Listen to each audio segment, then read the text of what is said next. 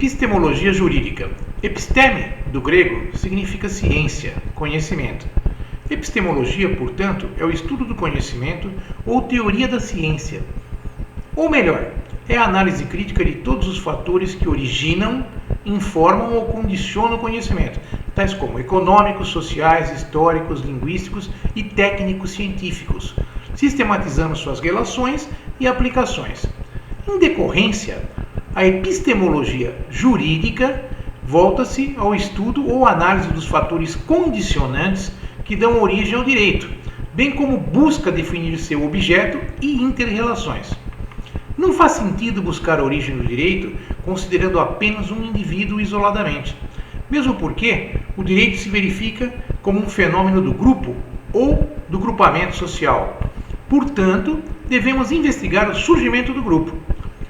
Rousseau inicia de forma contundente o contrato social com a seguinte proposição: o homem nasce livre, entretanto o vemos acorrentado em toda parte. Mas como esse poder ou governo se constitui? E de onde vem a sociedade? Obviamente, repita-se, não faz sentido aceitar que esse poder ou governo seja analisado individualmente, mesmo porque não interessa indagar como um indivíduo se autogoverna. Estamos em busca de um poder sobre o grupo, sobre a sociedade. Evidente, então, esse poder ou governo desponte como um fenômeno do grupo ou um fenômeno social.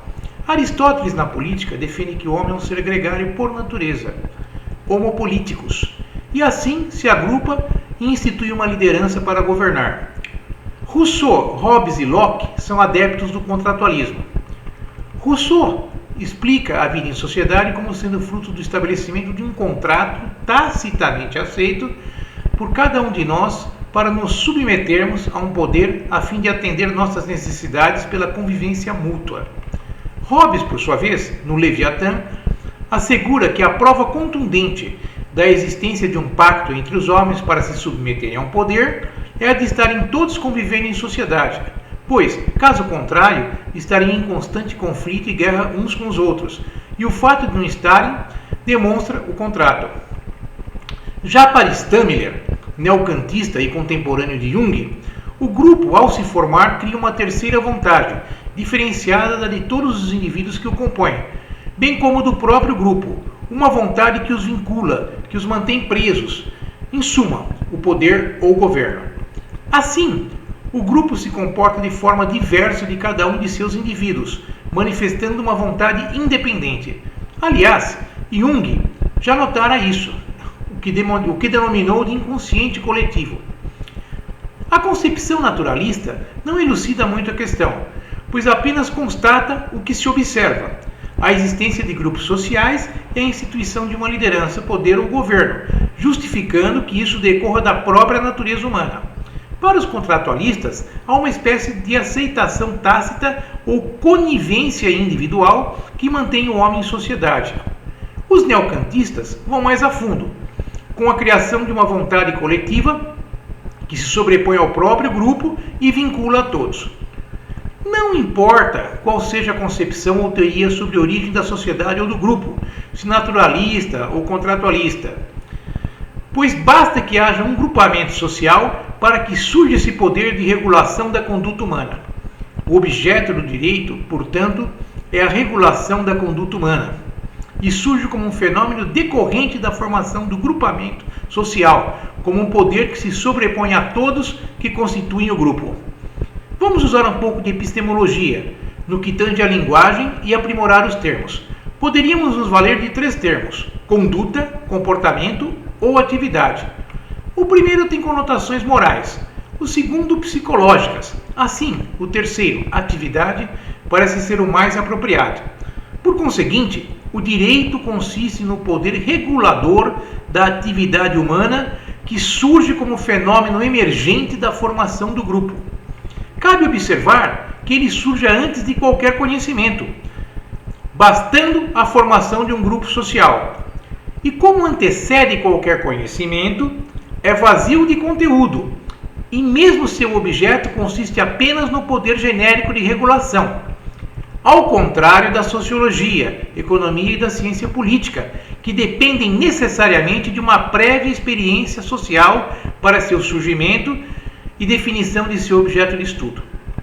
Isso diferencia completamente o direito da sociologia, que estuda o fato social ou papéis sociais, e não sua regulamentação, da economia, que estuda a relação entre produção, riqueza, capital, trabalho, bem-estar e segurança, e da ciência política, que estuda as diferentes formas de governo e tipos de Estado.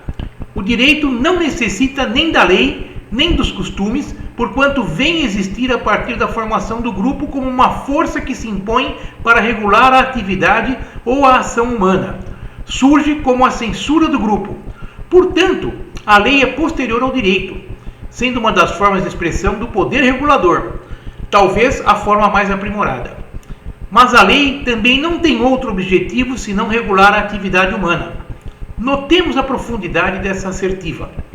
Quando se legisla, por exemplo, sobre assuntos médicos ou econômicos, o direito não está fazendo medicina, tampouco economia, ou seja, não está invadindo o objeto de nenhuma delas. Está apenas exercendo seu poder regulador, que lhe é próprio, característico, inerente.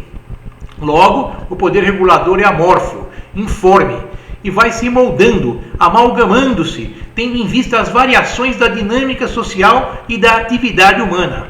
Nesse sentido, o direito do trabalho, que é um ramo tardio do direito, pois antes dele vemos o direito civil, o penal e o comercial, pode ser cognominado de epistemológico por excelência, pois de seu nascimento encontramos diversos fatores informativos que lhe deram sua forma primeira, seu modo de ser.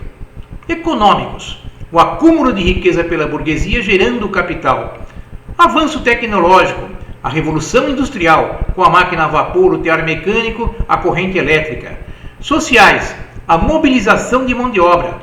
Marx e Engels, no Manifesto do Partido Comunista, lembram que a camada mais baixa da classe média, os pequenos comerciantes, os lojistas, os artífices aposentados em geral, os artesãos e os camponeses, todos eles afundaram gradualmente no proletariado, recrutados de todas as classes da população, e que a máquina escravizou não apenas um indivíduo, mas a todos os membros de sua família.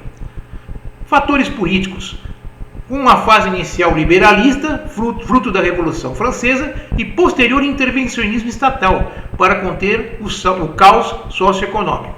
Conclusões: o surgimento do direito precede a qualquer forma de conhecimento, sendo um fenômeno imediato emergente da formação do grupamento humano, ao contrário das outras ciências sociais, como a sociologia e a economia, que necessitam de um certo tempo de experiência ou vivência humana para buscarem seu objeto de estudo. O objeto do direito é a regulação da atividade humana, sendo vazio de conteúdo, pois não se confunde com o objeto das matérias que regula. Esse poder regulador, além de latente, sempre presente, não tem uma forma definida, podendo ser aplicado a qualquer tempo e a qualquer atividade. O direito do trabalho cuida-se de um direito epistemológico por excelência, pois seu advento se deu na conjuminância de praticamente todos os fatores condicionantes dos demais ramos do conhecimento humano, científicos, sociais, econômicos e políticos, que lhe deram forma. Obrigado.